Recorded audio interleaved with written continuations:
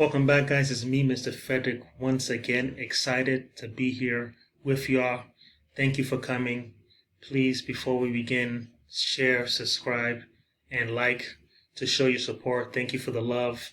Thank you for looking, watching, and being with me on this journey. Okay? So, without further delay, let us begin. Now, the question of the day that we're going to talk about in this video is, what are insulators? And that is a very good question. The last topic video we talked about was conductors. If you haven't seen that, please look back on those videos and you can check that out. Okay. Now, just like you see these lines, they're looking for answers. They're looking for food. They're hungry. And we're also hungry to know what insulator is as well. So, and here, insulators is materials that slow the transfer of heat and electricity. All right, they slow it down. All right, they don't make it easy for it to do. So, wool earmuffs are one example of an insulator. All right, you wear them in the winter so that it keeps you warm, and it keeps the heat in so that you can stay warm in those cold times. So these wool, along with other examples we're going to see, are great insulators for keeping heat, slowing down heat transfer, and we're going to learn more about what they are as we progress. So just remember, it slows down the transfer of heat and electricity. All right, here are 5 examples of insulators, right? Rubber, glass, oil, diamond, and wool.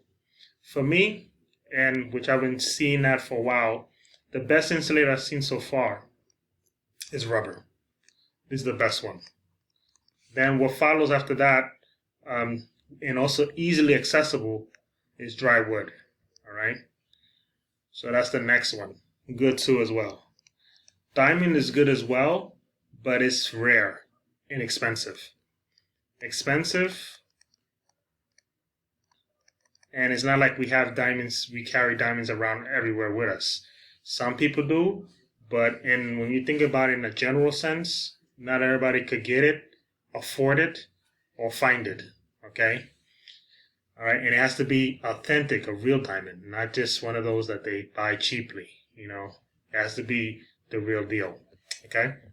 Some of you may not have noticed and realized that oil is also a good insulator. That was something I also learned too. So as well as I'm here teaching y'all and working together with y'all, I'm learning as well, right? And glass is also a good insulator. Rubber is the one you see the most. Like you see most of the electricians, and for heat as well, you see them use rubber more. All right. Wood is good for insulating the heat as well. Since if you wanna cook a marshmallow over fire, the wooden stick that's sticking with the marshmallow doesn't allow the heat to conduct all the way to the wood.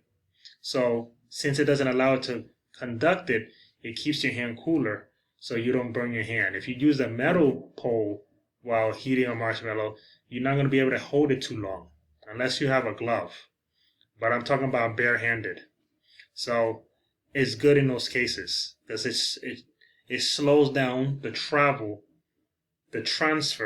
of heat and electricity. So just remember that insulators slows down the transfer of heat and electricity. It makes it harder for heat and electricity to go through it. All right, this is Mr. Frederick. I'm glad you was able to join me. I'm just keeping it simple and to the point. Okay, guys, thanks for watching, and I'll see you in the next video. Out.